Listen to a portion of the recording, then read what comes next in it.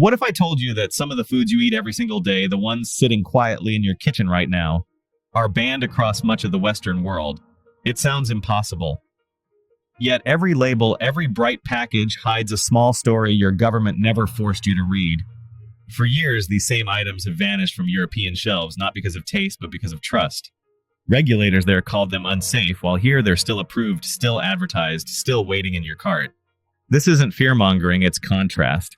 2 continents, 2 rule books, 1 global marketplace that plays by convenience instead of caution. And maybe that's the strangest part. So what are those foods, and more importantly, why has the US refused to act? Today we'll break it down one by one. But before we begin, take one more look inside your pantry. Maybe you'll want to give up those boxes later. First, titanium dioxide. It looks like purity on a spoon, bright, clean, untouched. But that innocent white shine you see on candy shells, gum, and cake mixes is the very reason the European Union took one hard look and banned it.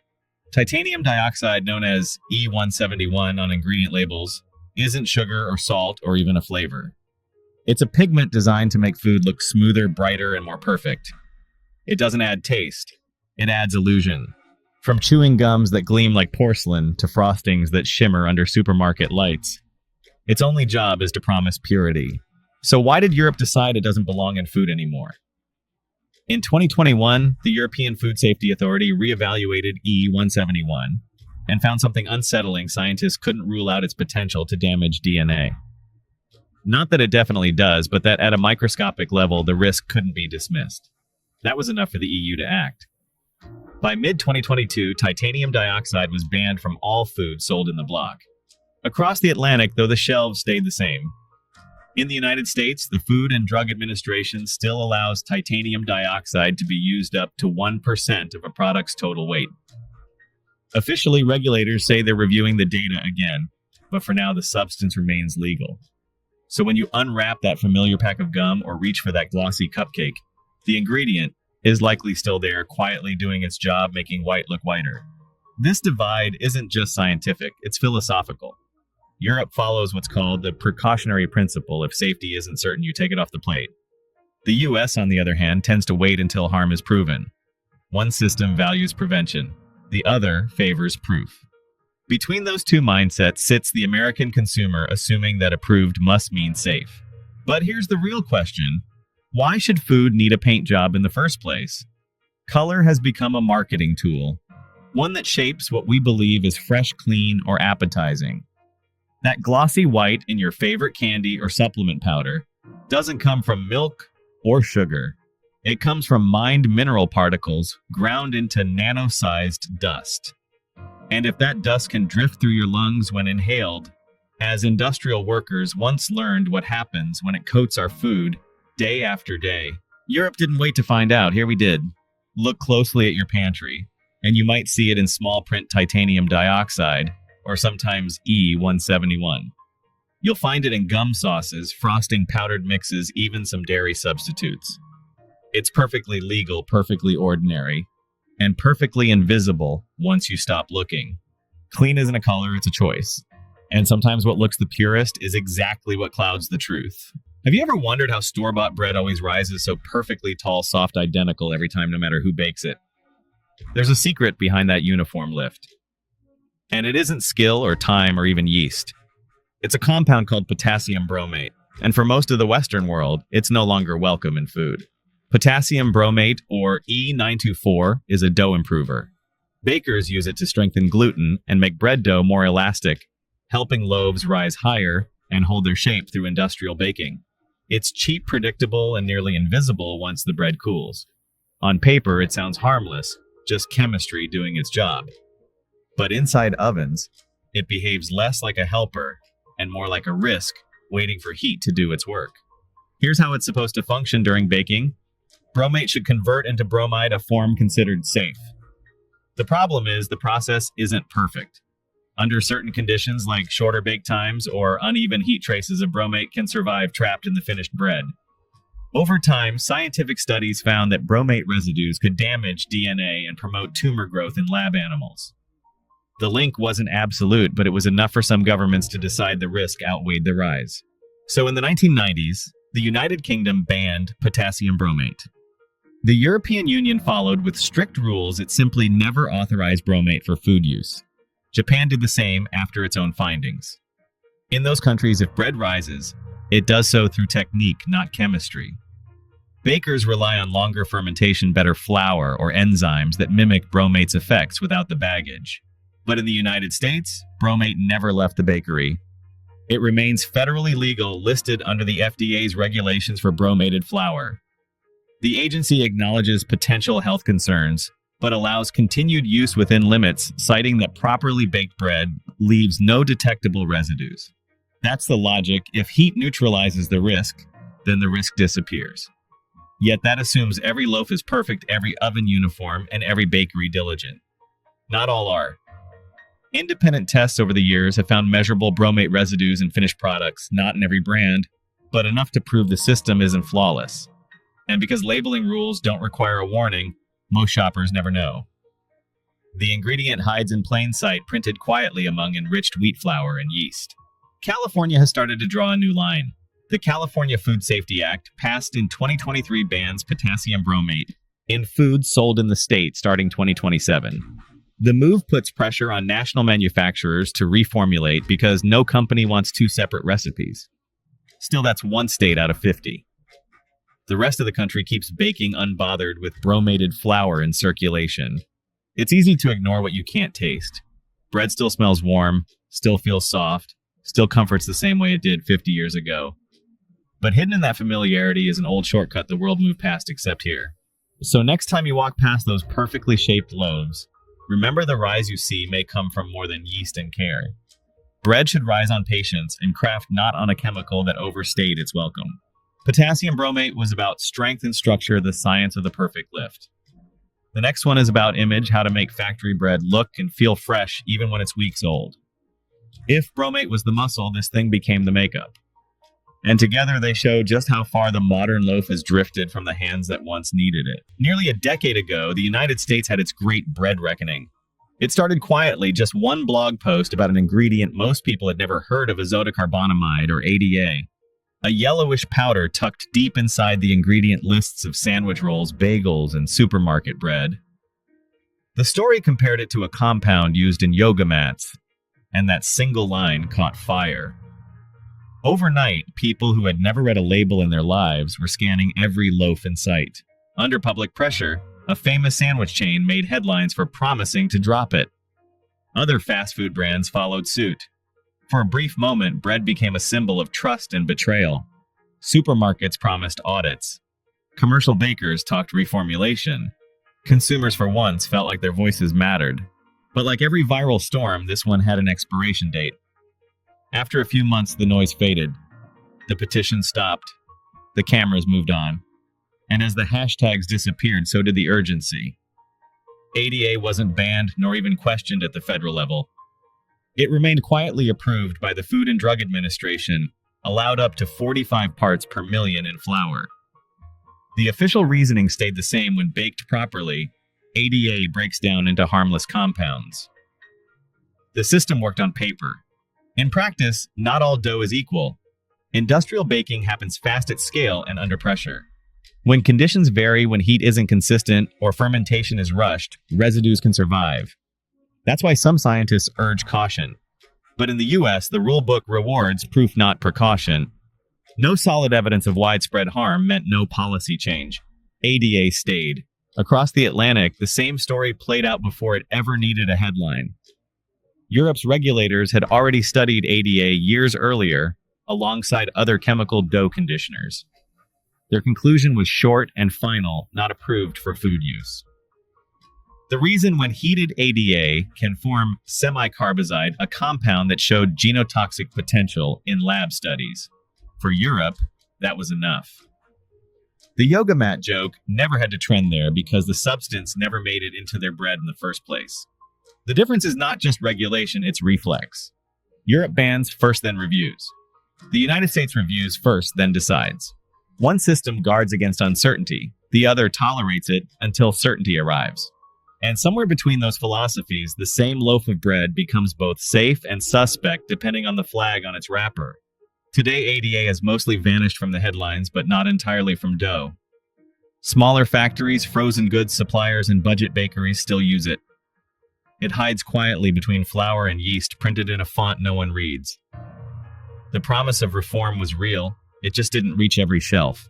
Nearly 10 years later, the irony remains: Americans thought the yoga mat chemical was gone, but the truth is softer, like the bread it was meant to perfect. The outrage cooled, the recipes evolved, yet the story and the additive never really left. In Europe, the story of beef begins and ends with trust. Since 1981, the European Union has banned the use of growth-promoting hormones in cattle. No exceptions, no temporary allowances, no quiet loopholes. It wasn't a symbolic gesture. It was a defining act of principle. European regulators decided that when it comes to food, uncertainty is reason enough to stop, not an excuse to continue. That decision was born from decades of growing unease. Throughout the 1970s, scientists began noticing traces of synthetic hormones in meat samples: estradiol trenbolone acetate, zeranol melangestrol acetate, among others. These compounds were designed to push cattle beyond natural growth cycles, faster gain, shorter feed periods, less cost. But they also raised hard questions. Could hormone residues affect human metabolism or increase certain cancer risks over time? Could traces build up in children? The data was mixed, but the worry was real. For the EU, that was enough. By 1989, the ban was formalized, and import restrictions followed soon after. Across the Atlantic, America saw the same evidence and reached the opposite conclusion. The United States built its beef system on productivity, not principle. Here, the same hormones are considered tools, not threats.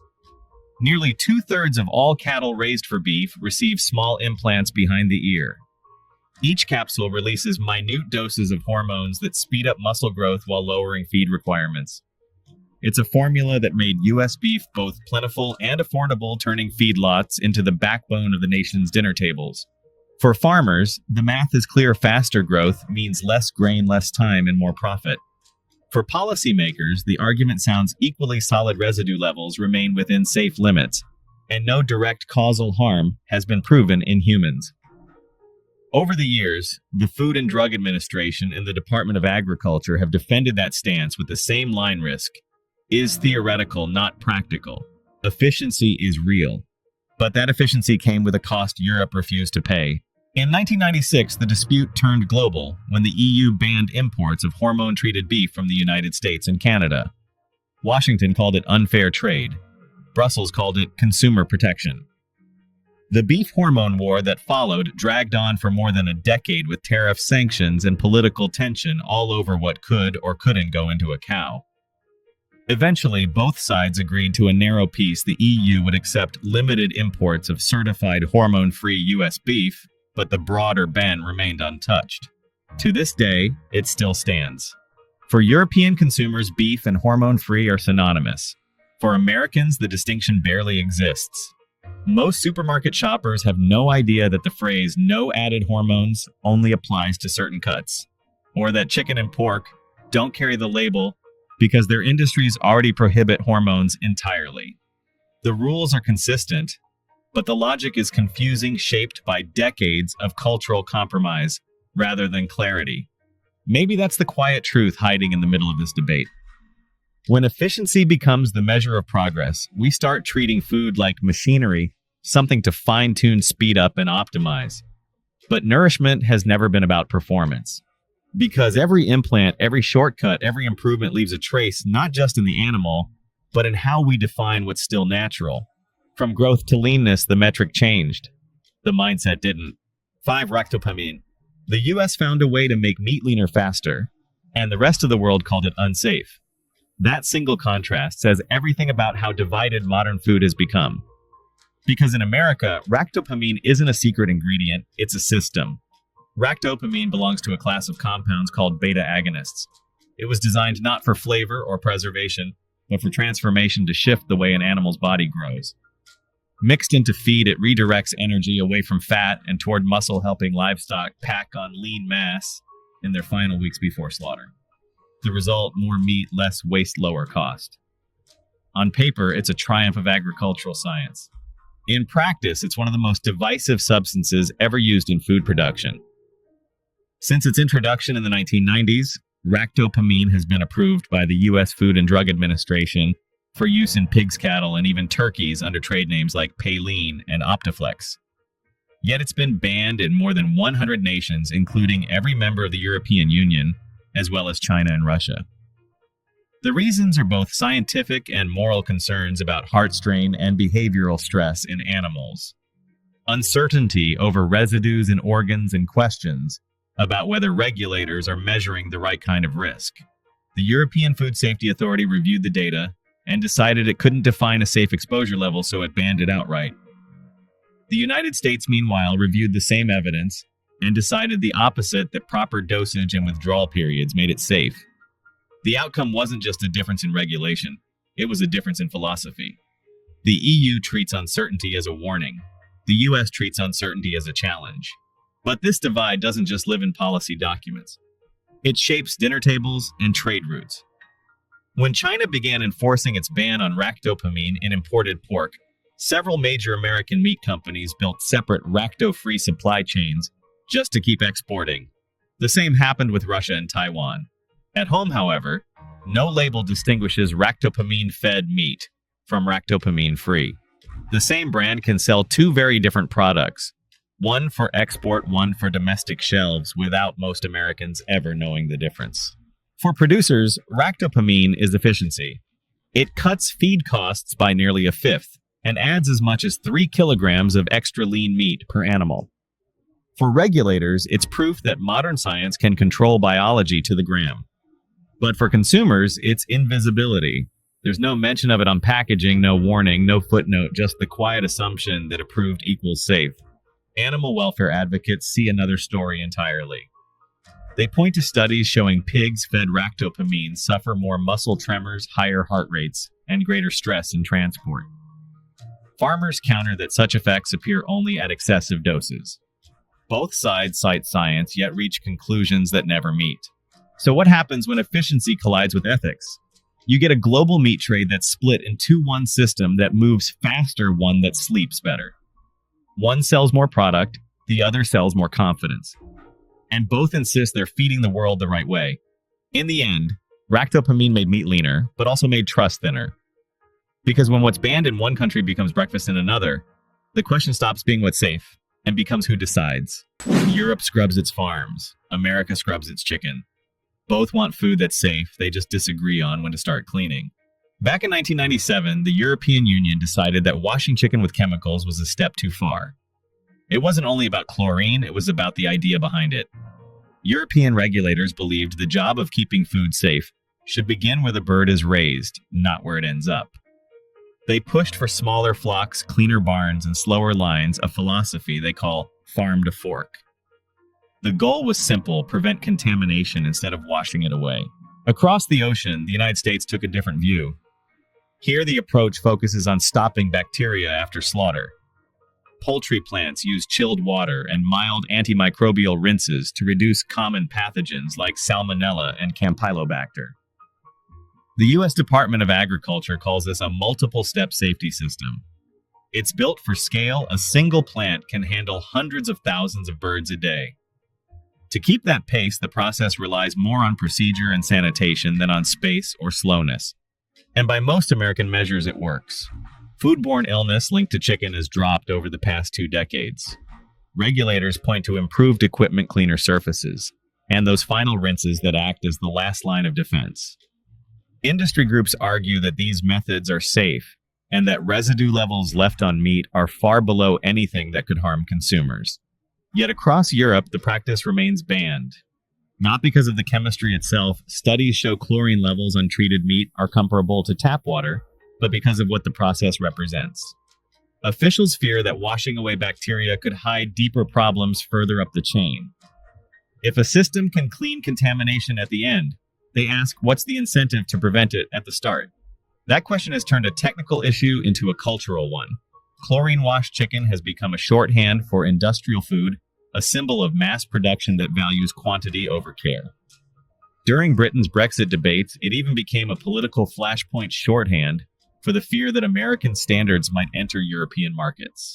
Still, the divide isn't between right and wrong, it's between two kinds of trust. Europe trusts prevention.